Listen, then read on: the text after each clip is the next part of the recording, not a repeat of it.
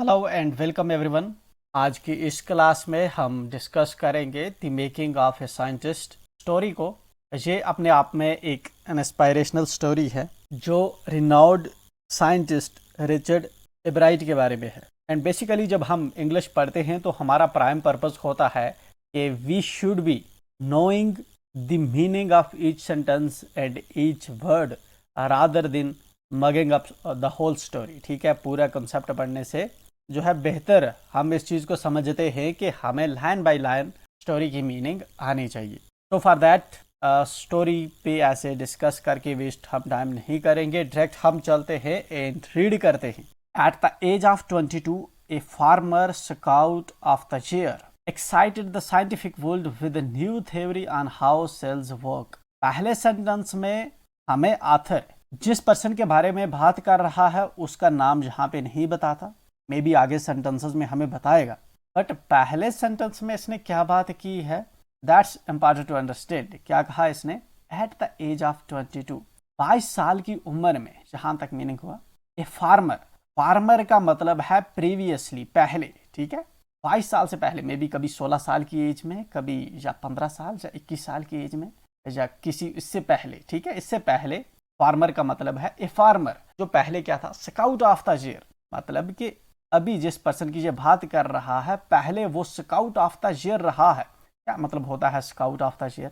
For example जैसे हम कहते हैं स्टूडेंट ऑफ द ईयर या एम्प्लॉय ऑफ द ईयर। ठीक है, इसी तरह से स्काउट जो ऑर्गेनाइजेशन है, ठीक है, उसके अंदर ये विनिंग पोजीशन पे रहा है पहले कभी। ठीक है, एक्साइटेड द साइंटिफिक। ठीक है, ये इसकी इसने पुरानी रेफरेंस दी बीच में, एंड देन उसके बाद जो है इस चीज को इसके साथ कनेक्ट कर रहा है कि अब जो 22 साल में इसने क्या किया है, excited the scientific world with the theory on how cells work। ठीक है ना, एक्साइट करने का क्या मतलब होता है? किसी को खुश करना, किसी को अम्यूज करना, दैट इज एक्साइटेड। ठीक है, फॉर एग्जाम्पल आप अपनी गर्लफ्रेंड के लिए कोई गिफ्ट लेकर जाते हैं एंड जो उसकी इमेजिनेशन के बियॉन्ड हो। फॉर एग्जाम्पल कोई चीज़ आपने कॉस्टली ले ली, for example she knows you कि आप जो है नॉर्मली एक हैंडकरचीफ अफोर्ड कर सकते हैं या एक पिन अफोर्ड कर सकते हैं, बट सम हाउ सरप्राइजिंगली आप उसके लिए आईफोन लेकर चले जाएं, that shall be exciting rally. जब आप उसकी रिएक्शन देखेंगे तो उसकी जो खुशी होगी या जब वो इस चीज़ को देखेगी तो वो बहुत एक्साइटेड होगी। या कोई आपकी ऐसी सक्सेस हो तो जिस तरह से आपके माँ बाप, आपके पेरेंट्स आपकी सक्सेस को देखकर जो है बहुत खुश होते हैं, एक्साइटेड हो। Excited the scientific world with new theory on how cells work. इस पर्सन ने 22 साल की उम्र में जो है एक नई थ्योरी जो है पब्लिश की है, एक नई थ्योरी पे काम किया है, सामने आई है इसकी थ्योरी। क्या थ्योरी है इसकी? इसकी थ्योरी ये है कि सेल्स किस तरह से काम करते हैं। ठीक है, सेल्स किस तरह से काम करते हैं, ये थ्योरी इसने 22 साल की एज में जो है लोगों के सामने लाई है। Now what does cells mean? ठीक है, सपोज जिस तरह से हम जो है हम केमिस्ट्री को स्टडी करते हैं। Now you are in 10th and आपने इससे पहले भी 9th में भी स्टडी किया होगा, आप 10th में भी साइंस सब्जेक्ट में स्टडी करेंगे। सो हमारे जो होते हैं, फॉर एग्जाम्पल ये एक हमारे पास अगर पीस है, इसके मैं छोटे छोटे टुकड़े करूं, राइट, मैंने इतना छोटा पीस कर दिया, इसको फर्दर में काटूं। ठीक है, इतना छोटा पीस को फर्दर में काटूं, अगर इसके मैं बहुत से पीस करता हूं इतना छोटा, और इसको फर्दर काटूं तो एक ऐसा पॉइंट हमें मिलेगा, एक ऐसा डॉट मिलेगा। ठीक है, कोई भी फॉर एग्जाम्पल ये पत्थर है या कुछ भी है जिसके बियॉन्ड ये टूटेगा नहीं। ठीक है, तो हम इसको क्या कहते हैं? आटम कहते हैं। हालांकि आटम के अंदर भी एलिमेंट्री पार्टिकल्स होते हैं, जिस तरह से इलेक्ट्रॉन्स होते हैं, न्यूट्रॉन्स होते हैं। तो इस तरह से जो है हमारे ये चीज़ें बनी होती हैं, इनको हम केमिस्ट्री के लैंग्वेज में आटम कहते हैं। इस तरह से बायो की जो हमारी लैंग्वेज होती है, ठीक है, जिस तरह से बायो के अंदर जो भी हमारे ऑर्गेनिक मैटर है, ऑर्गेनिक मैटर का मतलब होता है जो भी जानदार चीज का, ठीक है, जिसके अंदर कार्बन होता है, we are calling it organic matter. For example जिस तरह से ह्यूमन हैं, वेजिटेशन हैं, प्लांट्स हैं, ट्रीज हैं, या फिशेज हैं। ठीक है, हमारे घरों में जो जानवर हैं, या हिंस है, फिश है, ये सब क्या है? ये ऑर्गेनिक मैटर है। तो ये जो ऑर्गेनिक मैटर होता है, जिस तरह से केमिस्ट्री के अंदर कोई भी मैटर जो होता है वो छोटे छोटे जरों से मिलकर बना होता है, हम उनको आटम कहते हैं। इस तरह से आदमी का जिस्म भी जो है छोटे छोटे जो हैं, छोटे छोटे सेल से, छोटे छोटे सेल से मिलकर बना होता है। ये आपस में जब सेल्स जुड़ते हैं इस तरह से तो एक टिश्यू बनता है। ठीक है ना, टिश्यू जिस तरह से हमारे मसल का टिश्यू होता है, देन ये टिश्यू जब आपस में जुड़ते हैं, ठीक है, तो देन ये एक आर्गन बनाते हैं। जिस तरह से हमारा बाजू एक आर्गन है, हमारा हार्ट एक आर्गन, ठीक है। जब आर्गन्स आपस में जुड़े हुए होते हैं तो ये आर्गन जुड़ के हमारा एक इंडिविजुअल को बनाते हैं। फॉर एग्जांपल जिस तरह से हमारा आर्गन है हार्ट जुड़ा है, हमारा लिवर जुड़ा हुआ है, हमारे आइज जुड़ी हुई है, ठीक है ना, एक पर्टिकुलर डिजाइन में, तो हम इंडिविजुअल बने हुए हैं। बट इन सब का जो बेसिक है, बेसिक ब्लॉक कौन सा है, बेसिक यूनिट कौन सा है जिससे ये सब चीजें बनी है, छोटा सा जरा जो है दैट इज सेल, ठीक है। सेल के अंदर भी आप देखेंगे तो बहुत से ऑर्गेनेल्स होते हैं, इसके अंदर मेम्ब्रेन्स होती है, न्यूक्लियस होता है, डीएनए होते हैं, क्रोमोसोम्स होते हैं, ठीक है, माइटोकॉन्ड्रियास होते हैं, there are lot of things. आप साइंस में उसको डिस्कस करेंगे, उसको पढ़ेंगे, ठीक है। तो उसी सेल्स के बारे में बात कर रहा है। इस पर्सन ने 22 साल की उम्र में एक ऐसी साइंटिफिक थ्योरी लाई है जिसने अपना जिसके अंदर काम हुआ है कि सेल्स किस तरह से काम करते हैं। तो ये चीज जब दूसरे साइंसदानों को, बड़े जो इंटेलेक्चुअल लोग हैं, उनको जब पता चली है तो वो काफी अम्यूज हुए हैं इस नई डिस्कवरी से, right. Richard H bright and his college roommate explained the theory in an article in the proceedings of the National Academy of Science. इस सेंटेंस में हमें आथर ने बताया है कि ये जो पहला सेंटेंस है किस चीज के बारे में बात कर रहा है, आथर का क्या नाम है, किसने पब्लिश की है और कहाँ पे पब्लिश की है, ठीक है। ये जो थ्योरी है कि सेल्स किस तरह से काम करते हैं, हाउ सेल्स वर्क, ये वाली थ्योरी दो लोगों के द्वारा पब्लिश की गई है, एक रिचर्ड एच ब्राइट और दूसरा उसका कॉलेज का जो रूममेट था उसके द्वारा जो है ये थ्योरी इन्होंने एक्सप्लेन की है, किसके अंदर, नेशनल एकेडमी ऑफ साइंस के जर्नल में, ठीक है ना, उसकी प्रोसीडिंग्स में, उसके जर्नल में जो उसकी पब्लिकेशन है वहां पे इन्होंने अपनी इस थ्योरी को एक्सप्लेन किया है। तो जब ये लोगों के सामने गई है तो लोग बड़े एक्साइटेड हुए हैं, स्पेशली कौन लोग, साइंटिफिक वर्ल्ड, ठीक है, साइंटिफिक कम्युनिटी काफी एक्साइटेड हुए हैं इस डिस्कवरी को देखकर, काम को देख। It was the first time this important scientific journal had ever published the work of a college students. यहाँ पे हमें इसने स्टार्ट किया है पैराग्राफ और बताया कि it was the first time, ये पहली बार था, पहली बार ऐसा हुआ था, this important scientific journal had ever published the work of college students, कि ये वाला जो नेशनल एकेडमी ऑफ साइंस का जर्नल है, ये साइंटिफिक इंपॉर्टेंट जर्नल जो है, इसने पहली बार कॉलेज के बच्चों का जो है काम पब्लिश किया है, इससे पहले कभी नहीं किया था इन्होंने। मतलब कि अपने आप में ये काफ़ी अहम साइंटिफिक जर्नल है। इट्स लाइक कि जिस तरह से इंडिया का द हिंदू न्यूज़पेपर है, जनरली आप उसके लिए कोई आर्टिकल लिखोगे तो वो आपका पब्लिश नहीं करेगा, जनरली वो रिनाउंड पर्सनैलिटीज़ का ही वो आर्टिकल पब्लिश करते हैं। रादर आप किसी लोकल न्यूज़पेपर के लिए आर्टिकल लिखेंगे तो वो आपका जल्दी पब्लिश कर देगा, ठीक है। तो ये जो होता है ये स्टैंडर्ड होता है कुछ जर्नल्स का।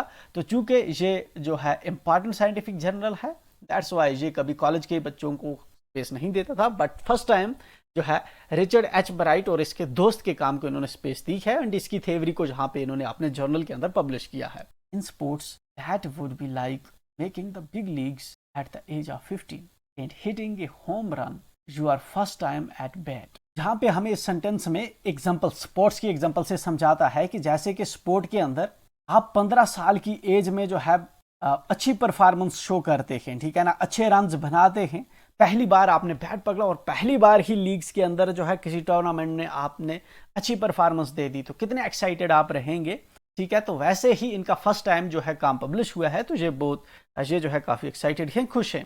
For Richard एब्राइट it was the first in a long string of achievements in science and other fields. Richard एब्राइट के लिए जो है ये अभी स्टार्टिंग थी, ठीक है ना, एक जो लंबी स्ट्रिंग है फॉर सक्सेस की, एब्राइट की सक्सेस इतनी है जहां से फॉर एग्जांपल ये स्टार्टिंग पॉइंट, ये पहली इसका स्टार्टिंग, ये वाली सक्सेस जो इसने थ्योरी पब्लिश की, तो ये इसका इतना काम है, इसके बाद इसको और सक्सेसेस फर्दर जो है आगे मिलती रही। तो ये स्ट्रिंग में जो है ये इसका स्टार्टिंग पॉइंट था, ठीक है, स्टार्टिंग अचीवमेंट थी। And it all started with butterflies, और ये पूरी जो सक्सेस है, आज जो इसकी सक्सेस हुई या आने वाले दिनों में जो सक्सेस मिलने वाली है रिचर्ड एब्राइट को, ये सारी की शुरुआत जो है तितलियों से होती है। अब तितलियों की क्या स्टोरी है हमारे इस साइंटिस्ट की लाइफ में, ये शायद आगे हमें बताएगा आथर, राइट। एंड जनरली एक गुड राइटिंग की क्वालिटी ही यही होती है, किसी आगे वाला पॉइंट जहाँ पे कनेक्ट कर देती है। जिस तरह से ऊपर जहाँ पे इसने लास्ट सेंटेंस में किसी पब्लिकेशन की बात की, अगले वाले सेंटेंस में उसी चीज़ को एक्सप्लेन किया कि कहाँ पे पब्लिश हुआ है, ठीक है, कैसे पब्लिश हुआ है, कैसे स्पेस मिली है।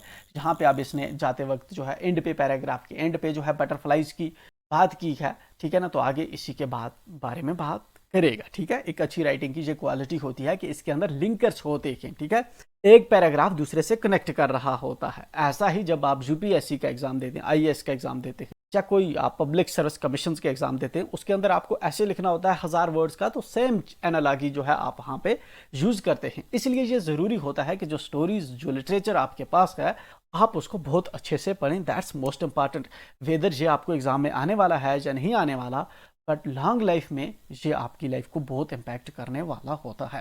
ठीक है, in only child bright grew up north of reading in Sylvania. ये अपने माँ बाप को एक ही बच्चा था, एन ओनली चाइल्ड। ठीक है, एक ही बच्चा था अपने पेरेंट्स का। इसका जन्म कहाँ पे होता है? इसका जन्म होता है यूएसए के पेनिनसिल्वेनिया की रीडिंग सिटी में। रीडिंग भी सिटी है किसकी?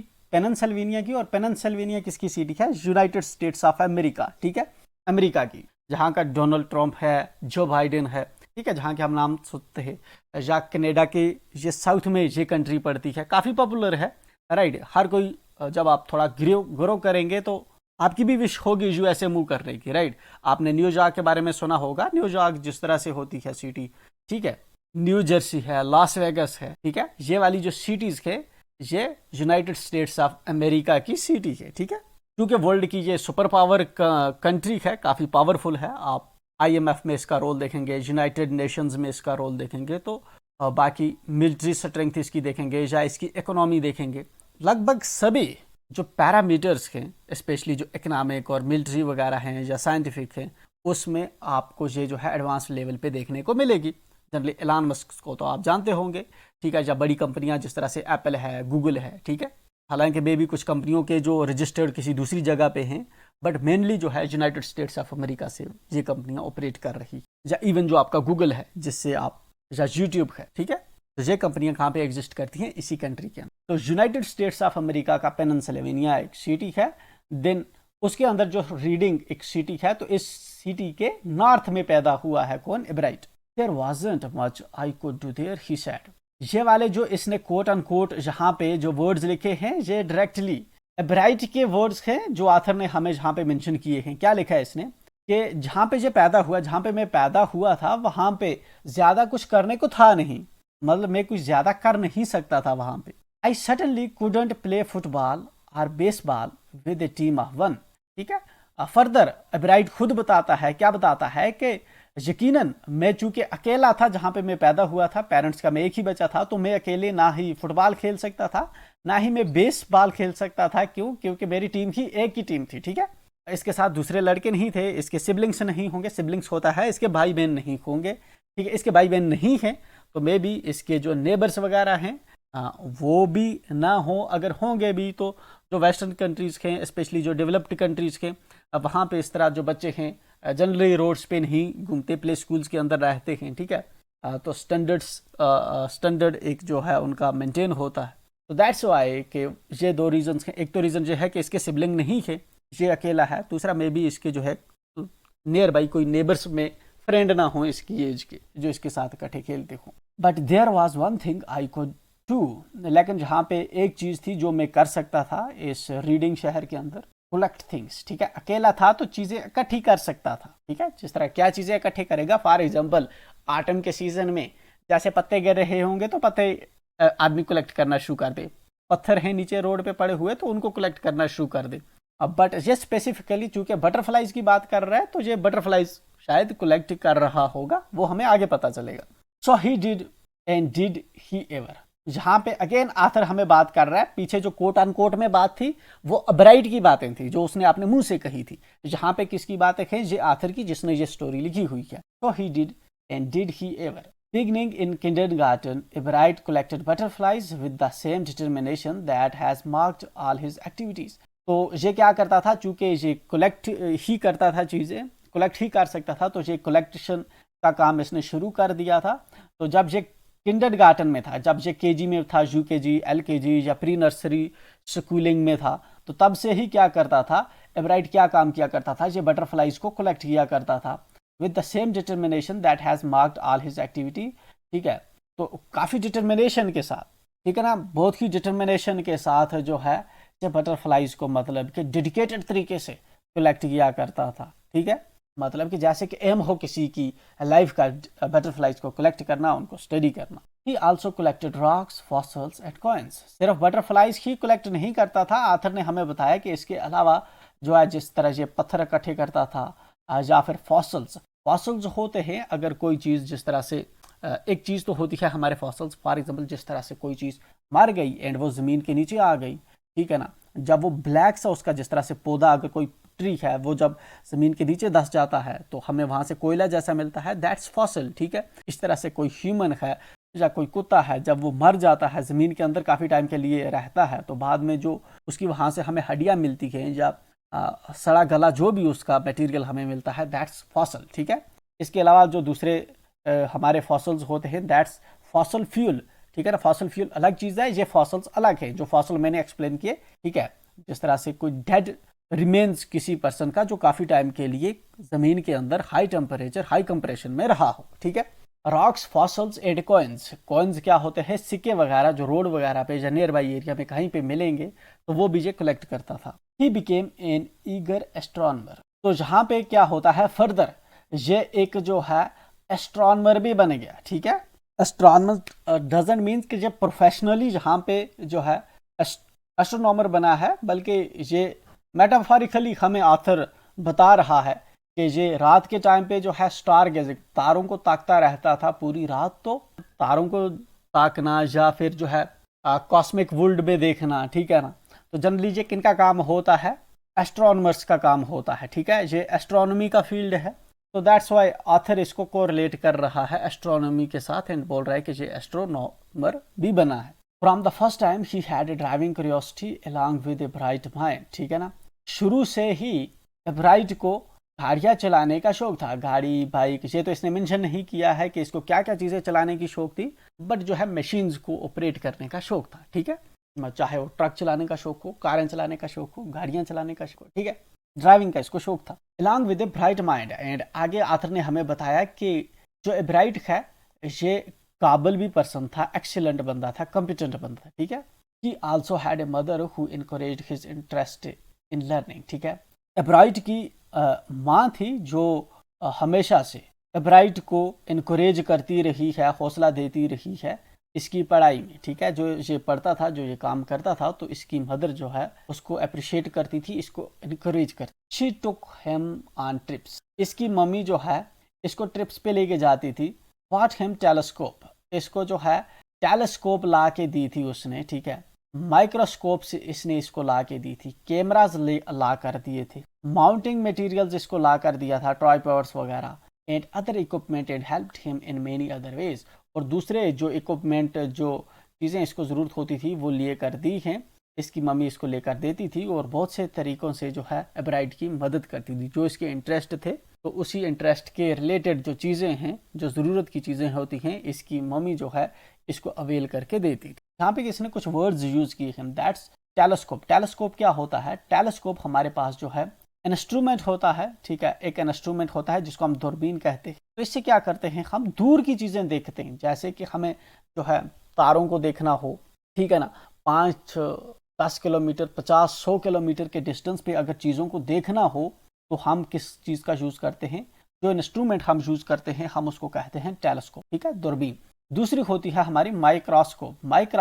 माइक्रोस का मतलब होता है छोटे छोटे, ठीक है। माइक्रोस का मतलब होता है छोटे छोटे। माइक्रोस्कोप होता है जब छोटी छोटी चीजें हमें देखनी होती हैं, ठीक है, छोटी छोटी चीजें देखनी होती हैं। सपोज जब हमें सेल को स्टडी करना होता है, ऑर्गेनेलिज को स्टडी करना होता है, बैक्टीरिया को स्टडी करना होता है, तो इसके लिए हमें दूर तो देखना नहीं, करीब की चीजों को जो है सेपरेट करना है। तो उसके लिए जो इंस्ट्रूमेंट जो हम चीज यूज करते हैं, that's microscope. And cameras, you know, mobile के जिस तरह से कैमरा होते हैं, ठीक है, इसके अंदर ना ये ज़्यादा दूर का देखता है ना करीब का देखता है, ठीक है ना। तो टेलीस्कोप का बहुत दूर देखने का पावर होता है, माइक्रोस्कोप का बहुत माइन्यूट चीज़ें देखने का जो है पावर होता है। एंड कैमरेज का जो है नॉर्मल जिस तरह से हमारी आइज का पावर होता है वैसा होता है कैमरेज का। माउंटिंग मटेरियल्स, यू नो, के जिस तरह से ट्राइपॉड होते हैं जिसपे कैमरा, टेलीस्कोप वगैरह हम रखते हैं। I was his only companion until he started school. His mother sad. जहाँ पे ये कोट अनकोट जो बात हुई है एब्राइट की मम्मा की हुई है, जहाँ पे एब्राइट की मम्मा बताती है कि मैं वाहिद उसकी दोस्त थी, ठीक है। जब उसने स्कूल जाना शुरू किया उससे पहले उसके दोस्त नहीं थे, तो मैं ही उसकी जो थी साथी हुआ करती थी।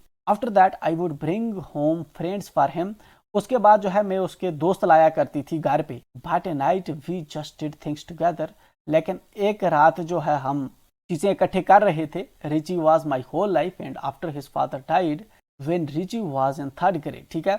रिची मेरी पूरी जिंदगी था, ठीक है ना, और जब ये थर्ड ग्रेड में था, तीसरी कक्षा में था, तो इसके जो एब्राइट का फादर है उसकी डेथ हो जाती। ये किसके वर्ड्स हैं? इसकी ममा के वर्ड्स हैं। She and her son spent almost everything evening at the dining room table. जहाँ पे आथर हमें बताता है कि एब्राइट की मदर और एब्राइट जो है हर शाम जो है डाइनिंग रूम पे बताते थे।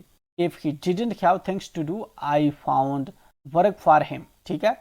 अगर उसको काम करने के लिए कुछ नहीं होता था तो मैं उसके लिए कोई काम तलाश करती थी। Not physical work but learning things, ना कि फिजिकल वर्क नहीं बल्कि कुछ पढ़ाई लिखाई का मैं अपने बच्चे के लिए काम जो है करती थी। अगर कोई उसको होमवर्क नहीं होता, कोई काम नहीं होता था, तो मैं उसको कोई काम जो है सोचने का काम देती थी। हिज मदर सैड, ये किसकी मामा बोल रही है? ब्राइड की मामा बोल रही है। He liked it, he wanted to learn. आगे ब्राइड की मदर बता रही है कि ये चीजें जो थी, लर्निंग जो थी, ब्राइड को पसंद थी और वो चाहता था पढ़ना। And learn he did, he earn top grades in school, ठीक है ना। और जो पढ़ाई वो करता था उसकी वजह से उसको स्कूल के अंदर जो है टॉप ग्रेड्स मिलती थी। On every day things he was just like every other kid, ठीक है।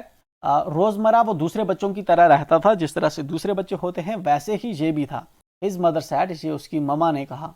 By the time he was in the second grade, जब वो एब्राइट सेकंड ग्रेड में पहुंचा, एब्राइट had collected all 25 species of butterflies found around his home town, ठीक है। एब्राइट के home town में पेनिनसिल्वेनिया या रीडिंग के शहर में 25 किस्म की जो बटरफ्लाइज पाई जाती थी वो सारी की सारी एब्राइट ने कलेक्ट कर ली थी, ठीक है। सी द फॉलोइंग बक्स, नीचे ये जो बक्स दे रखा है, ठीक है, कह रहा है इसमें देखिए, species and subspecies of butterflies collected in 6 weeks in Reading Pennsylvania. Reading शहर में जो है 6 वीक्स में, 6 हफ्तों में जो इसने जहाँ पे कलेक्ट किए हैं, ये वाली बटरफ्लाइज कलेक्ट की है, उनके जहाँ पे नाम लिखे हुए, ठीक है। You can read it. आगे चलते हैं। That probably would have been the end of my butterfly collecting, he said. जब इसने 25 बटरफ्लाइज कलेक्ट कर ली अपने रीडिंग शहर की, तो तब एब्राइट को उस वक्त लगा कि शायद जो है इतनी ही टोटल बटरफ्लाइज जो है वर्ल्ड में एग्जिस्ट करती है, इतनी तितलियां एग्जिस्ट करती है जो मैंने कलेक्ट कर ली। But then my mother got me a children's book called the travels of monarch X, ठीक है। लेकिन उसके बाद क्या होता है कि इसकी जो मदर है, एब्राइट की जो मदर है, वो इसको एक बुक देती है। बुक का क्या टाइटल है? The travels of monarch X, ठीक है, बच्चों की बुक देती है। तो इसके बाद क्या होता है? That book which told how monarch butterflies migrate to Central America, वो बुक बताती थी, ठीक है, बताती है कि किस तरह, उस बुक के अंदर लिखा हुआ है कि किस तरह से जो मोनार्क बटरफ्लाइज हैं वो सेंट्रल अमेरिका को माइग्रेट करती है। Open the world of science to the eager of young collector. तो इस तरह से जो है फर्दर जो है ये ईगर होता है, ठीक है, उतावला होता है इन चीज़ों को जानने के लिए कि कैसे जो ये बटरफ्लाइज हैं जो माइग्रेट करती है, ठीक है। तो देन इसको पता चलता है कि जो 25 इसने बटरफ्लाइज कलेक्ट की है सिर्फ वर्ल्ड में वही एग्जिस्ट नहीं करती, इसके बियॉन्ड और भी हैं जो बटरफ्लाइज एग्जिस्ट कर रही है। At the end of the book readers were invited to help study butterfly migrations, ठीक है ना। अब बुक के एंड पे जो रीडर्स होते हैं, जो बुक को पढ़ते हैं, वहां पे उस बुक के, इस बुक के ट्रेवल्स मोनार्क एक्स के एंड पे जो है कुछ वहां पे वर्क दे रखा है, ठीक है, वर्कशीट दे रखी है, जहां पे रीडर्स को जो है आथर ने दावत दे रखी होती है कि आप जो है यहाँ पे इस फॉर्म को, इस सर्वे को भर सकते हैं। हेल्प स्टडी बटरफ्लाई माइग्रेशन, जो माइग्रेट कर रही होती बटरफ्लाई फ्लाइज, तो उसके लिए जो है इस आथर को आप कंट्रीब्यूट कर सकते हैं उसकी डिस्कवरीज में। They were used to tag butterflies for research by doctor Frederick A Urquhart of the University of Toronto Canada. तो यहाँ पे ये जो बुक पे वर्कशीट लिखी हुई थी, तो ये वर्कशीट का क्या पर्पस था? बेसिकली जहाँ पे doctor Frederick H Urquhart University of Toronto Canada का जो डॉक्टर है, एक पर्सन है, ये बटरफ्लाइज की माइग्रेशन पे रिसर्च कर रहा है। तो अगर रीडर्स कोई कंट्रीब्यूट करेंगे तो ये डायरेक्टली जो है इस पर्सन को फॉरवर्ड होता था, ठीक है ना। देन जो है ये क्या करता था, उस पर अपनी रिसर्च में पब्लिश करता था बटरफ्लाइज के माइग्रेशन के बारे में। Ebright's mother wrote to doctor Urquhart and soon Ebright was attaching light adhesive tags to the wings of monarchs. Ebright की जो मदर है, ठीक है, इसने इस रिसर्चर को जो है लिखी लेटर अब्राइड की तरफ से, और अब्राइड जो है अपनी स्टडी जो है कंट्रीब्यूट करने लगा किसको, इस रिसर्चर को जो है अपनी स्टडी जो है भेजने लगा। Anyone who found a tagged butterfly was asked to send the tag to Dr. Orgwa। जब कोई जो है मिलता था टैग्ड बटरफ्लाई, जो भी टैग करता था बटरफ्लाई को, तो देन वो जो है इस रिसर्चर को भेजता था। जनरली ये क्या होता है, ऐसे होता है। फॉर एग्जाम्पल, जब आप स्टडी कर रहे हैं, आप अभी 10th में हैं, +2 करेंगे, ग्रेजुएशन करेंगे, मास्टर्स करेंगे, देन उसके बाद क्या होता है कि कुछ फेलोशिप्स होती हैं या एक कोर्स होता है PhD जिसमें आप रिसर्च करते हैं। तो उसके अंदर आप रिसर्च कर रहे हैं जैसे कुछ मेडिसिन पे या कुछ किसी ट्री पे आप जो है जिस तरह से रिसर्च कर रहे हैं। जनरली होगा क्या कि आप एक पर्सन हैं राइट, एंड आप सभी ट्रीज को जाकर स्टडी करना आपके लिए डिफिकल्ट टास्क होगा। इसलिए जो है आप क्या करेंगे, जिस तरह से आजकल तो गूगल फॉर्म आते हैं, सर्वे हार्ट जिस तरह से आता है, वहाँ पे आप क्या करेंगे, वहाँ पे आप जो है इस तरह से एक फॉर्म जो है, क्वेश्चनियर जो है, एक फॉर्म जो है आप पब्लिश कर देंगे। ठीक है, आप लोगों तक भेजेंगे एडवर्टीजमेंट के थ्रू, लोगों को फेसबुक पे मिलेगा, वो लोग उस पर फिल डिटेल करेंगे। फॉर एग्जांपल, जिस तरह से मेरे करीब जो है एक ये वाला एक ट्री है, फॉर एग्जांपल जिस तरह से पाइन का ट्री है मेरे घर के सामने, तो मैं इसके रिगार्डिंग जो है लिखूंगा कि इसके जो है इसका लाइफ स्पेन इतना है, या इसका बिहेवियर इतना है, इसके पत्ते गिरते हैं कि नहीं गिरते, ठीक है, इसका शेड कैसा है, इसकी कैनोपी कैसी रहती, ठीक है। तो ये चीज़ अगर मैं चाहूँ, हालांकि ये मुझ पे फोर्स नहीं कर रहा, बट अगर मैं चाहूँ तो मैं ये लिख के जो है इसको भेज सकता हूँ, क्योंकि ये पर्सन इसी जो है प्रोजेक्ट पे काम कर रहा है, तो मैं भी कंट्रीब्यूट करूँगा, इसको थोड़ा आसानी होगी। ठीक है, अल्टीमेटली जब कोई भी पर्सन रिसर्च पब्लिश करता है तो अल्टीमेटली क्या होता है, उससे फायदा तो पूरी ह्यूमन काइंड को होता है ना। फॉर एग्जाम्पल, किसी ने अगर सेमीकंडक्टर्स बनाए हैं, जिस तरह से चिप बनाए हैं, कंप्यूटर्स बनाए हैं, मोबाइल्स बनाए हैं, ठीक है, वर्ल्ड के एक्स कोने में बने हैं, लेकिन पूरी वर्ल्ड चीज़ों से फ़ायदा उठा रही है, like you are studying it. इसी तरह से जब कोई रिसर्च जो है पब्लिश करता है, अल्टीमेटली सबको बेनिफिट होता है, इसीलिए जो है हम उसमें कंट्रीब्यूट करते हैं। The butterfly collecting season around reading last 6 weeks in late summer. ठीक है, जो बटरफ्लाई का कलेक्टिंग सीजन है रीडिंग शहर के अंदर, वो 6 वीक्स के लिए रहता है। कब रहता है? लेट समर में। ठीक है, लेट समर में 6 वीक्स के लिए रहता है। ठीक है, what does this late summer mean? For example, हमारा समर कब से शुरू होता है? जैसे कश्मीर की बात करें या इंडिया की बात करें, हमारे यहाँ समर्स चलते हैं जैसे नॉर्थन एरियाज में लगभग अप्रैल से अप टिल सितंबर अक्टूबर तक। ठीक है, जनरली हमारे यहाँ 4 सीजन्स होते हैं, हालांकि जो एक सीजन होता है वो एक क्वार्टर का होता है, राइट। एक क्वार्टर का मतलब है 3 महीने का। जिस तरह से अब विंटर के 3 महीने होते, फिर स्प्रिंग के 3 महीने होते, फिर समर के 3 महीने होते, ठीक है, फिर ऑटम के 3 महीने होते। किसी जगह पे जिस तरह से किसी जगह पे आप देखेंगे जून जुलाई अगस्त समर माना जाता है, किसी जगह पे जो है मई जून जुलाई समर माना जाता है। ठीक है ना, डिफरेंट एरियाज में डिफरेंट तरीके से होता है, बट ब्रॉडली अगर हम देखें तो हम जो है डिफरेंशिएट करते हैं या समर सीजन या विंटर सीजन। ठीक है ना, तो 5-6 महीने का हम रखते हैं। अगर लेट 6 वीक्स हम रख लें, लेट समर के 6 वीक्स कितना टाइम होता है हमारा? लगभग 1 महीना और 12 दिन के अराउंड, ठीक है, या 1.5 महीना मान लेते हैं रफ में। तो अगर लेट समर की हम बात करें, फॉर एग्जाम्पल अगर हम मान रहे हैं कि जून से लेकर अगस्त तक हमारा समर है, तो अगर हम मैं कहूँ कि 6 वीक्स इसके लेट 6 वीक्स, तो यहाँ पे हम यहाँ पे रेफर करेंगे, मिड समर को यहाँ पे रेफर करेंगे, एंड जो है बिगिनिंग समर को हम यहाँ पे रेफर करेंगे। तो ये लेट समर की बात कर रहे हैं। If you are going to chase them one by one you won't catch very many. ठीक है, अगर आप जो है एक एक बटरफ्लाई को जाकर पकड़ना शुरू कर दो तो आप ज्यादा बटरफ्लाईज नहीं पकड़ पाओगे। So the next step for Ebright was to raise a flock of butterflies. तो जो दूसरा स्टेप था एब्राइट के लिए, वो एक जमगुठा बटरफ्लाईज का जो है पालना चाहता था, रेज करना चाहता था। ठीक है, he would catch a female monarch. तो इसके लिए ये क्या करता है एब्राइट? एब्राइट एक फीमेल बटरफ्लाई को जो है पकड़ लेता है, टेक हर एग्स, उसके अंडे जो है लेता है, and raise them in his basement. और इसके जो घर की नीचे बेसमेंट होती है, अंडरग्राउंड है, ठीक है ना, जो ग्राउंड स्टोरी है इसके घर की, तो उसमें उस बटरफ्लाईज को पालना शुरू कर देता है through their life cycle from egg to caterpillar to pupa to adult butterfly. ठीक है, तो यहाँ पे ये जो लाइफ साइकिल है बटरफ्लाई की, जो यहाँ पे मेंशन कर रखी है, साइंस में भी आप ये लाइफ साइकिल बटरफ्लाई की देखेंगे। कि जो बटरफ्लाई होती है, ठीक है ना, कैसे ये जो है तितली बनती है, ठीक है। अंडा होता है, अंडे के बाद क्या होता है, एक ऐसा कीड़ा जैसा आपको देखने को मिलता है, राइट, इस तरह, जिसको हम कैटरपिलर कहते हैं, ठीक है, ग्रीन कलर का होता है। देन इसके बाद ये पप्पू बनता है और इसको जो है ऊपर से हटता है, देन इसके पार बाहर निकलते हैं, ये बटरफ्लाई बनती है, ठीक है।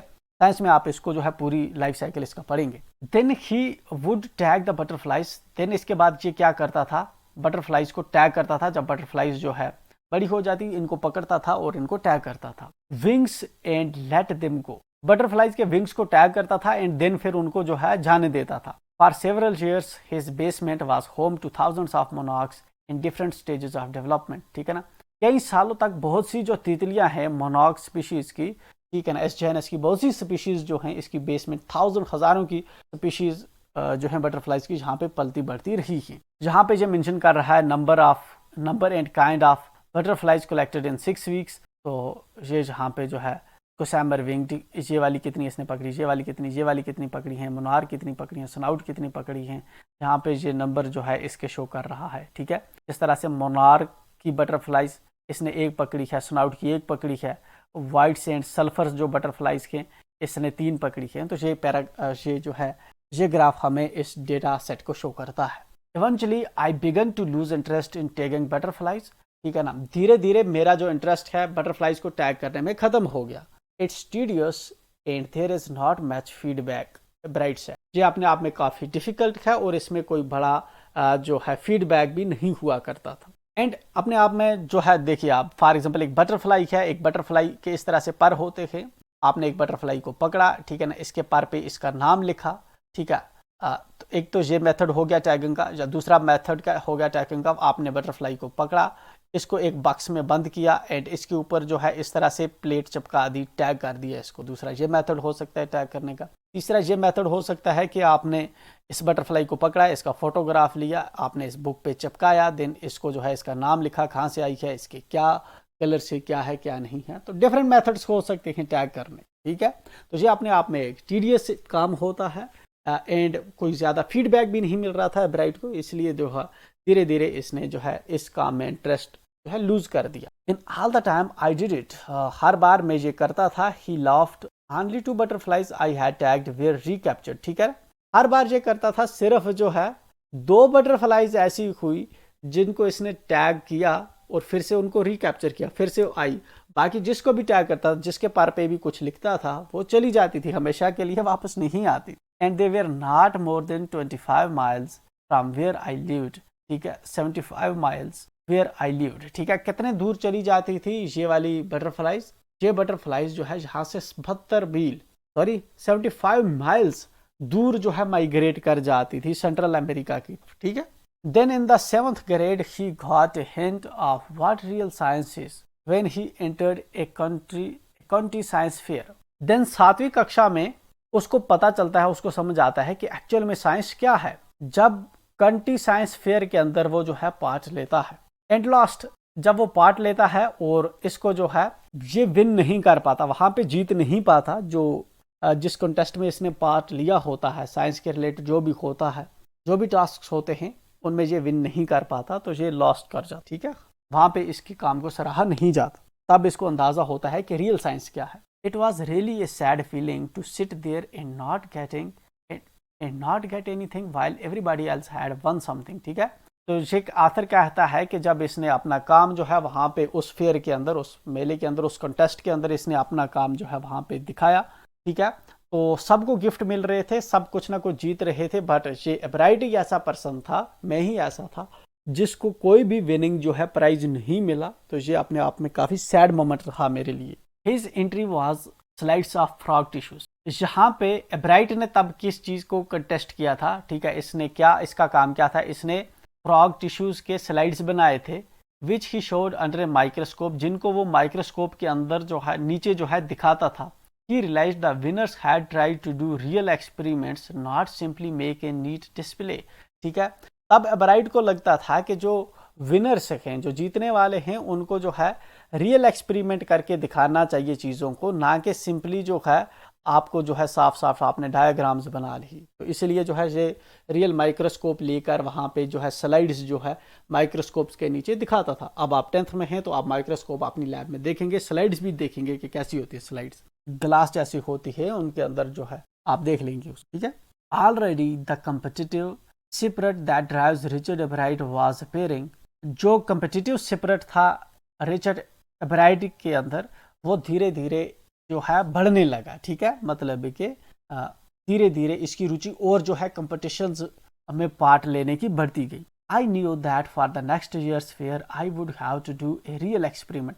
अब मैं जानता था कि जो नए साल में जो नया कंटेस्ट होने वाला है, नया फेयर होने वाला है, उसमें मुझे रियल एक्सपेरिमेंट जो है करना होगा, तभी मैं जो है कोई प्राइज जीत पाऊंगा। The subject I knew most about was the insect. जो सबसे ज़्यादा सब्जेक्ट जिसको मैं जानता था वो था इंसेक्ट्स के बारे में, कीड़ों के बारे में।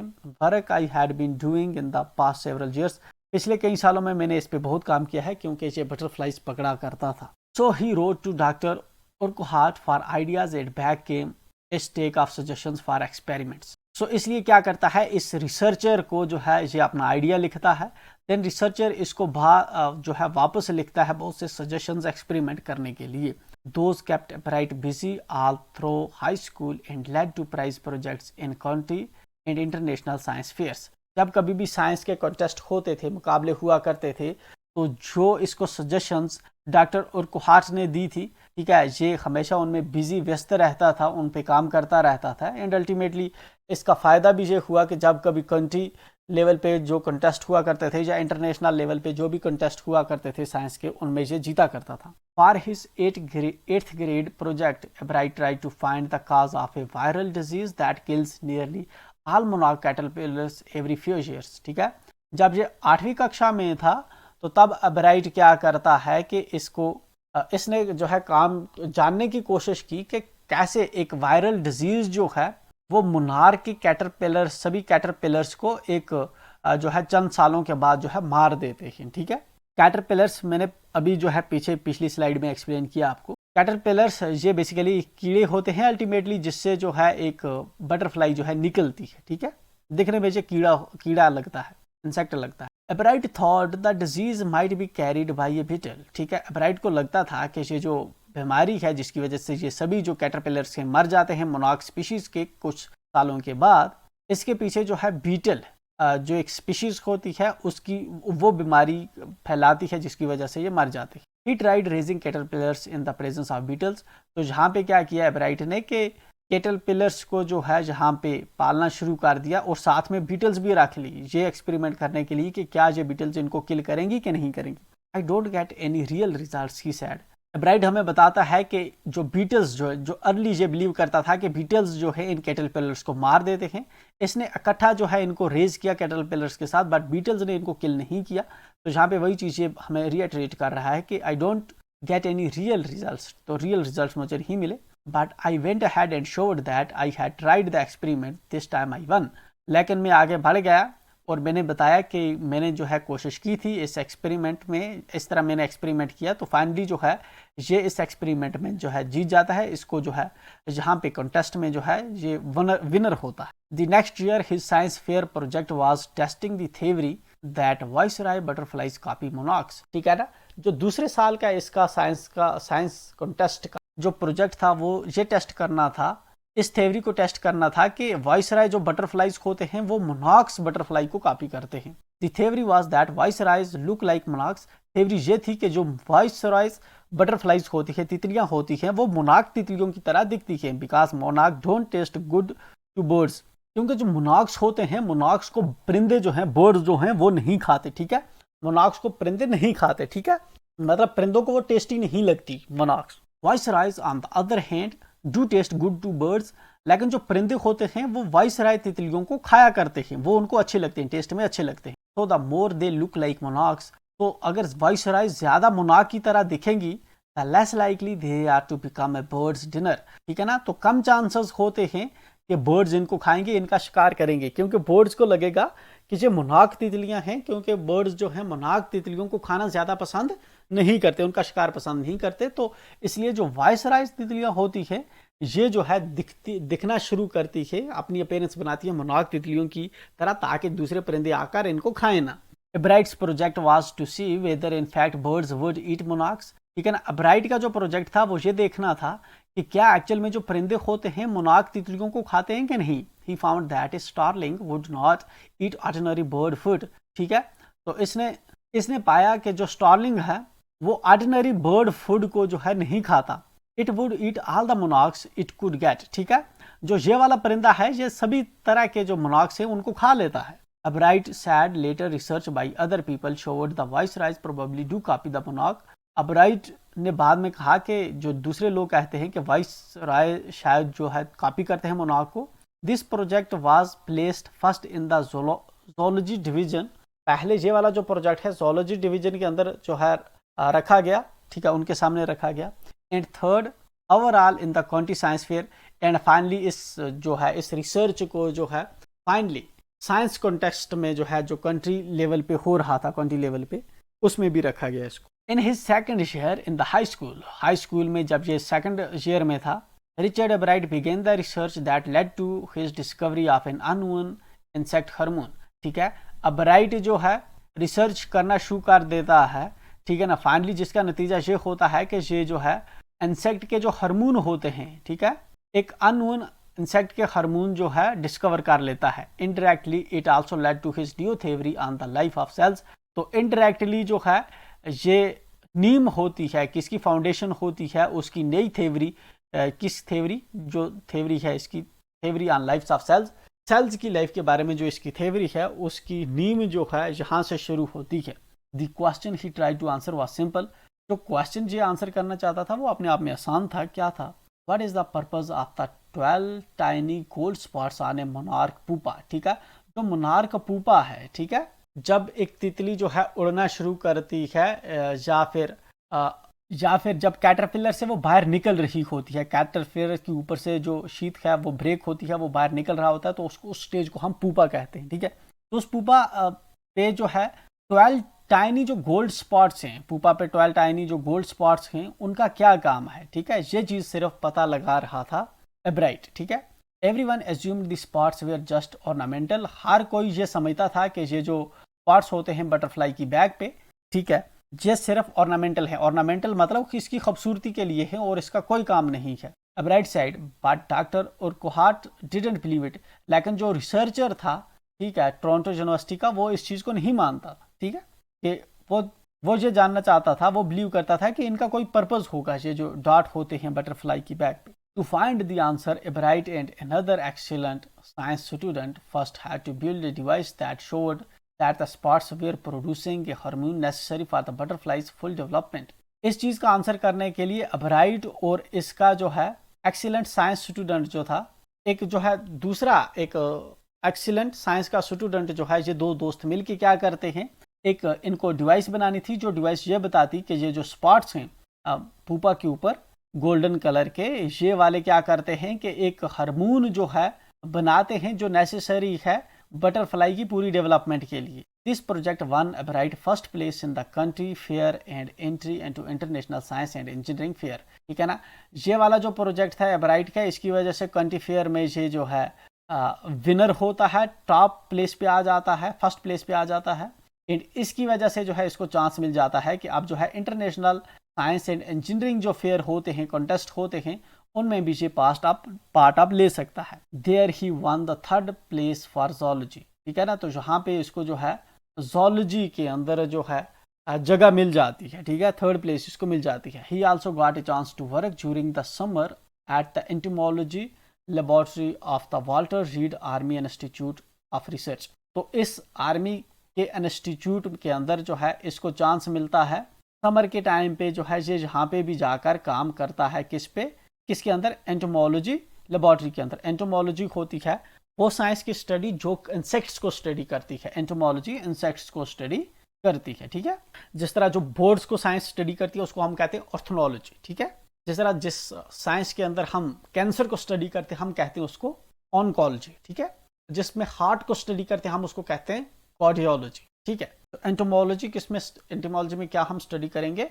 इंसेक्ट्स। तो इंसेक्ट्स को स्टडी करने वाली जो लैब थी उसके अंदर समर में जाके ये काम करता था। ठीक है, as a high school junior Richard Ebright continued his advance experiments on the monarch pupa. ठीक है, हाई स्कूल में एज जूनियर जो है रिचर्ड एबराइट ने जो है अपना इस मोनार्क पूपा जोशे वाली जो बटरफ्लाई थी इस पे कंटिन्यूसली काम करना शुरू कर दिया। That year his project won first place at the international science fair and give him another chance to work in the army laboratory during the summer. तो उस साल जो है ये इंटरनेशनल जो साइंस का फेयर होता है उसमें भी जो है ये अव्वल पोजीशन पे आ जाता है एंड फर्दर इसको जो है एक साल और मिल जाता है इस आर्मी लेबोरेटरी के अंदर काम करने के लिए। इन हिज सीनियर ईयर जब वो सीनियर ईयर में पहुंच जाता है, ठीक है, फाइनल ईयर में पहुंच जाता है, he went to step further, ठीक है, थोड़ा और आगे बढ़ जाता है। he grew cells from a monarch's wing in a culture and showed that the cells were divided and developed into normal butterfly wing scales only if they were fed the hormone from the gold spots, ठीक है। And further से क्या करता है कि ये कुछ एक कंट्रोल्ड कल्चर के अंदर जो है सेल्स को ग्रो करता है एंड वहाँ पे इसके एक्सपेरिमेंट ने ये चीज़ बताई कि इसको हार्मोन अगर जो गोल्डन स्पॉट से हार्मोन मिलता है वो वाला हार्मोन अगर इन सेल्स को दिया जाए तो ये पूरी की पूरी जो एक बटरफ्लाई का विंग होता है वो विंग जो है बन जाती है। ये सेल्स जो है ये विंग्स बना लेता था। कहाँ पे बना लेता था? कल्चर करके, ठीक है, लैब के अंदर विंग्स बना लेता था तितलियों की। That project won first place for the zoology eight the international fair, ठीक है ना। ये वाला प्रोजेक्ट जो है इसको पहली जो है इंटरनेशनल फेयर में ज़ूलॉजी की इसको फर्स्ट जो है पोजीशन पे आ गया। ही spent the summer after graduation doing further work at the army laboratory, ठीक है ना। फर्दर जो है जब इसने अपनी ग्रेजुएशन कंप्लीट कर ली तो उसके बाद भी आर्मी लेबोरेटरी के अंदर जो है इसने काम करना शुरू कर दिया and at the laboratory of the US department of agriculture, और यूएस डिपार्टमेंट एग्रीकल्चर की लेबोरेटरी में भी इसने काम जो है वहाँ पे भी ये काम करता था। The following summer after his freshman year at Harvard University Ebright went back to the laboratory of department of agriculture, ठीक है। तो नेक्स्ट ईयर क्या होता है, नेक्स्ट समर में क्या होता है कि इसको हार्वर्ड यूनिवर्सिटी के अंदर एडमिशन मिल जाता है एंड एब्राइट क्या करता है, वापस जाता है डिपार्टमेंट ऑफ एग्रीकल्चर की लेबोरेटरी में and did more work on the hormone from the gold spots. Gold spots से जो हार्मोन निकलते हैं उस पर और भी काम करता है। Using the laboratory's sophisticated instruments, laboratory के जो सोफिस्टिकेटेड इंस्ट्रूमेंट्स थे उनका इस्तेमाल करते हुए he was able to identify the hormone's chemical structure. यहाँ तक जो है इस काम में इतना ये दस गया था, जो हार्मोन्स के इस गोल्डन स्पॉट से, पुपा के गोल्डन स्पॉट से जो हार्मोन निकलता था उसके क्या स्ट्रक्चर है वो भी इसने आइडेंटिफाई कर लिया था। Year and a half later, 1.5 साल बाद, ड्यूरिंग हिज जूनियर ईयर, ठीक है ना, अपने जूनियर साल के बाद, Ebright got the idea for his new theory about cell life, ठीक है। एब्राइट को एक नया आइडिया उसको दिमाग में सूझता है सेल की जिंदगी के बारे में कि सेल की कितनी लाइफ होती है, ठीक है। It came while he was looking at x ray photos, ठीक है। ये आइडिया उसको तब आता है जब वो एक एक्सरे फोटोज में देख रहा होता है, एक्सरे को देख रहा होता है of the chemical structure of hormone.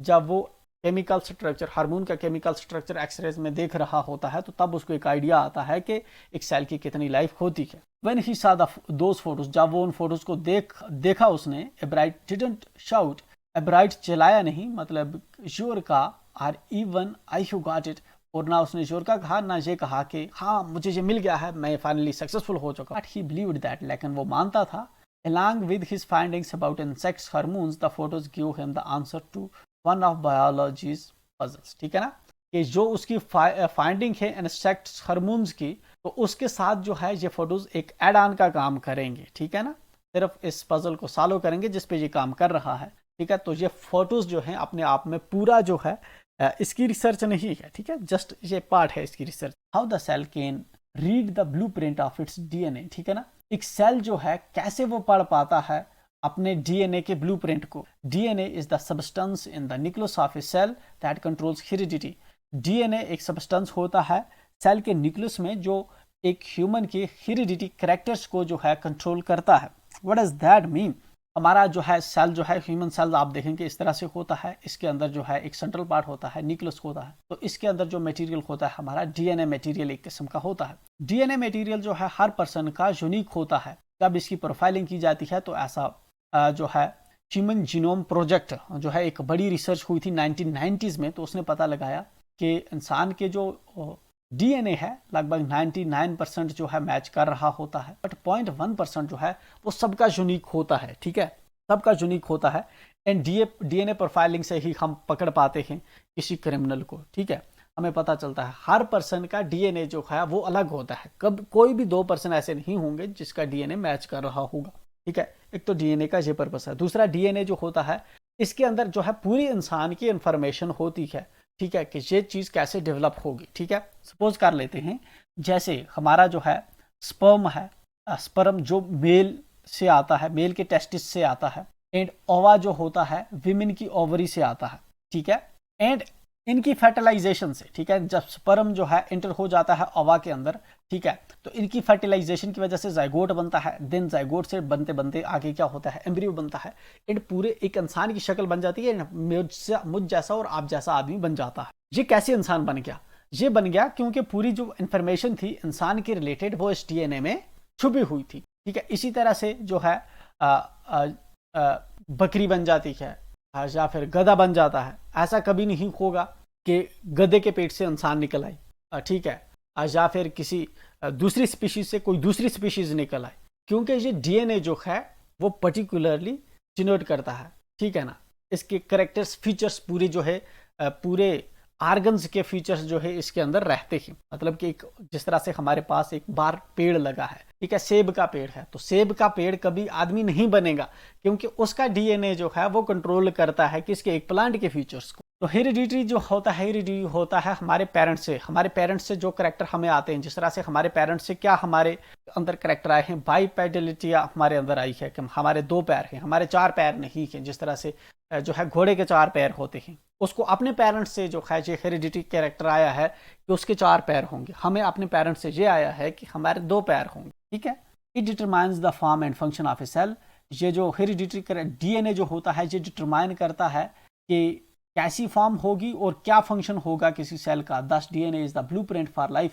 जो डीएनए होता है ये हमारी जिंदगी का जो है ब्लूप्रिंट होता है, हमारी पूरी लाइफ कैसी होगी। Ebright and his college roommate James R Wong. अब यहाँ पे आके हमें आथर ने जो है एब्राइट और इसके दूसरे दोस्त का नाम बताया है, जेम्स आर वोंग जो है, worked all that night drawing pictures and constructing plastic models of molecules to show how it could happen, ठीक है ना। उस रात ब्राइट और इसका दोस्त जो है पूरी रात जो है जहाँ पे ये पिक्चर्स बनाते हैं, ड्राइंग्स करते हैं, प्लास्टिक के मॉडल बनाते हैं, ये चीज़ दिखाने के लिए कि ये मॉलिक्यूल्स जो हैं किस तरह से स्ट्रक्चर हैं और ये कैसे काम करते हैं। Together they letter wrote the paper that explain the theory. दोनों मिलकर बाद में जो है एक जो है पब्लिकेशन लिखते हैं जो ये इस पूरी थ्योरी को एक्सप्लेन करता है कि सेल की लाइफ कैसे होती है। Surprising no one who knew him, Richard Ebright graduated from Harvard with the highest honors. Surprising no one who knew him, ठीक है, मतलब कि ऐसा कोई नहीं होगा हार्वर्ड यूनिवर्सिटी के अंदर जो इसको ना जानता हो। रिचर्ड एब्राइट जो है ये ग्रेजुएशन इसकी होती है कहाँ से, हार्वर्ड से, विद हाईएस्ट ऑनर्स, ठीक है। Second in his class of 1510, 1510 बच्चों की क्लास में सेकंड पोजीशन इसकी आती है। Ebright went on to become a graduate student researcher at Harvard Medical School. Later on क्या करता है, ये एक जो है ग्रेजुएट स्टूडेंट रिसर्चर बन जाता है कहाँ पे, हार्वर्ड मेडिकल स्कूल में। There he began doing experiment to test his theory. और जहाँ पे जो है ये एक्सपेरिमेंट करने शुरू करता है, जो थ्योरी इन्होंने पब्लिश की थी उसी थ्योरी को जो है प्रूव करने के लिए। If the theory moves correct, if the theory proves correct, अगर थ्योरी जो है सही होती, it will be a big step towards understanding the process of life. तो ये जो है जिंदगी के बारे में, जिंदगी का प्रोसेस कैसे चलता है इसकी अंडरस्टैंडिंग के लिए जो है बहुत मददगार साबित होता है। It might also lead to new ideas for preventing some types of cancer and other diseases. तो जब सेल्स के बारे में हमें पता चलेगा तो हम जो है कैंसर और दूसरी जैसी ऐसी लिथल बीमारियां जो होती हैं उनको भी हम रोक all of this is possible because of एब्राइट scientific curiosity. ये सब चीज़ें जो है पॉसिबल हो पाई हैं। आज हम जो है हमारे पास जो है जिस तरह से कैंसर का वगैरह का इलाज है, तो ये उस रिसर्च का नतीजा है जो एब्राइट ने तब की थी। His high school research into the purpose of the spots on a monarch pupa eventually led him to his theory about cell of life। जो हाई स्कूल में उसने मोनार्क पुपा पे जो रिसर्च की थी, फाइनली उसकी वजह से जो थ्योरी ऑफ सेल लाइफ के बारे में हमें पता चला है। Richard Ebright has been interested in science since he first began collecting butterflies, ठीक है। रिचर्ड एब्राइट जो है साइंस में इंटरेस्टेड था शुरू से ही, जब से उसने जो है बटरफ्लाइज को कलेक्ट करना शुरू किया, but not so deeply that he hasn't time for other interest, ठीक है। और इस टाइम में जो है दूसरे चीज़ों के लिए उसके पास जो है टाइम ही नहीं था। सॉरी, मतलब कि इतना डीपली भी ये जो है बटरफ्लाइज कलेक्ट करने के साथ कनेक्टेड नहीं था कि दूसरी चीज़ों के लिए इसको टाइम ही ना हो। दूसरी चीज़ों में भी, दूसरी इंटरेस्ट में भी ये टाइम देता था, बट इस चीज़ पे इसने काफ़ी काम किया था शुरू से। Ebright also became a champion debater and public speaker. Ebright की और क्या क्वालिटीज़ थी पॉपुलरली, ये जो है डिबेटर भी था, ठीक है, डिबेट्स भी करता था और एक पब्लिक स्पीकर भी था, ठीक है, अब बोलता वगैरह भी था। जिस तरह से आप मॉर्निंग असेंबली में स्पीचेस वगैरह डिलीवर करते हैं, कभी जो है इन्वायरमेंट डे पे, टीचर्स डे पे जो है आप जो है वहाँ पे टॉपिक्स वगैरह बोलते हैं। And a good canoeist and all round outdoors person, ठीक है। इसको बोट कैनियोस्ट होता है एक ऐसी नुकीली टाइप की जो कश्ती होती है छोटे वाली, वो किश्ती वगैरह इसको चलानी भी अच्छी लगती थी, और एक आउटडोर पर्सन था, मतलब बाहर घूमना फिरना भी इसको अच्छा लगता था। He is also an expert photographer, और एक जो है एक्सपर्ट फोटोग्राफर भी था, particularly of nature and scientific exhibits. Nature और साइंटिफिक एग्जिबिट्स के ये फोटो जो है खींचा करता। In high school Richard Ebright was a student, ठीक है, हाई स्कूल में ये एक स्टूडेंट था। बिकॉज लर्निंग वॉज ईजी, क्योंकि लर्निंग जो थी आसान थी। He turned a lot of his energy towards debating in model United Nations club, ठीक है। तो हाई स्कूल में मेजरली ये डिबेटिंग की तरफ इसका फोकस ज़्यादा जो है रहा, क्योंकि तब जो है पढ़ाई में ज़्यादा जो है इतनी डिफिकल्ट नहीं होती पढ़ाई। He also found someone to admire, तो कोई जो है इसको पर्सन भी था जो एडमायर करता था। कौन पर्सन था? विहेरर, इज सोशल स्टडीज़ टीचर। इसका सोशल स्टडीज़ का टीचर विहेरर जो है, रिचर्ड ए विहेरर, ठीक है, इसका टीचर जो था, जो इसको अप्रिशिएट करता था, इसके काम को, इसके स्पीचेस को, ठीक है, इसके डिबेट्स को अप्रिशिएट करता था। And adviser to both clubs, ठीक है, और इसको एडवाइस भी करता था। Mister Weiher was the perfect person for me, then he opened my mind to new ideas. Ebright said, Ebright खुद कहता है कि मिस्टर विहेयर जो था, ये एक परफेक्ट पर्सन था मेरी ज़िंदगी में, जिसने जो है मेरे दिमाग को नए आइडियाज़ के लिए जो है ओपन किया। Richard would always give that extra effort, Mister Weiher said. Mister Weiher भी यही चीज़ हमें बताता है कि जो है रिचर्ड जो था, अबराइट जो था, हर काम में एक्स्ट्रा एफर्ट डाला करता था। What pleased me was he was this person who put in 3 or 4 hours at night doing debate research besides doing all his research with butterflies and his other interests। तो सबसे अच्छा मुझे क्या लगता था, ज़्यादा अम्यूज़ मुझे क्या चीज़ करती थी अबराइट के बारे में, कि वो जो है रात को 3-4 घंटे डिबेट भी करता था। हालांकि अपनी जो रिसर्च होती थी बटरफ्लाइज पे या दूसरे इंटरेस्ट जो होते थे, उनके बावजूद वो करके भी जो है 3-4 घंटे वो डिबेट करता। रिचर्ड वाज कम्पिटिटिव, रिचर्ड जो था एक कम्पिटिटिव था, काबिल बंदा था, ठीक है, but not in a bad sense, he explain. लेकिन वो बैड सेंस में कम्पिटिटिव नहीं था, कि दूसरे को बीट करके आगे बढ़ने वाला नहीं था। Richard wasn't interested in winning for winning sake और winning to get a prize. Richard जो है नामे जीतने में इंटरेस्टेड नहीं था, ठीक है ना, प्राइज जीतने में इंटरेस्टेड नहीं था। Rather he was winning because he wanted to do the best job he could. वो इसलिए जीता करता था क्योंकि जो है वो बेहतर जॉब जो है काम करता था, बेहतर रिसर्च जो है प्रेजेंट करता था फेयर्स के अंदर।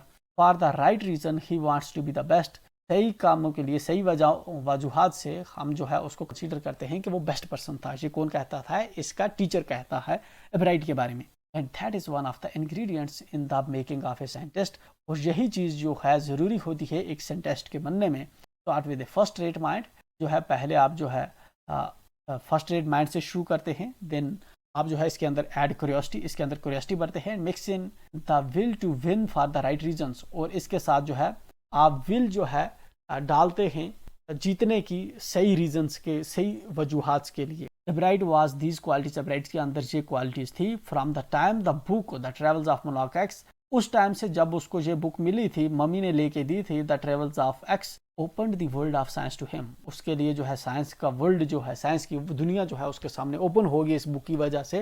Richard Ebright has never lost his curiosity. Richard Ebright की साइंटिफिक क्यूरियोसिटी जो है कभी ख़त्म नहीं हुई थी, हमेशा वो जो है नई नई चीज़ें एक्सप्लोर करने के बारे में जो है ईगर रहता था। That was the end of this story. And अगर आप यहाँ तक हमारे साथ जुड़े हुए हैं तो मेक श्योर आप मेहरबानी करके चैनल को सब्सक्राइब कर लें, दोस्तों के साथ शेयर करना ना भूलें। इसके जो आंसर्स हैं वो वीडियो हम जो है अपनी प्ले लिस्ट में ऐड करेंगे, तो मेक श्योर आप चैनल को सब्सक्राइब करें, दोस्तों के साथ शेयर करें और बेल आइकन को प्रेस करना ना भूलें, ताकि जब भी हम वीडियो अपलोड करें आपको नोटिफिकेशन देखें नेक्स्ट वीडियो में। Happy learning.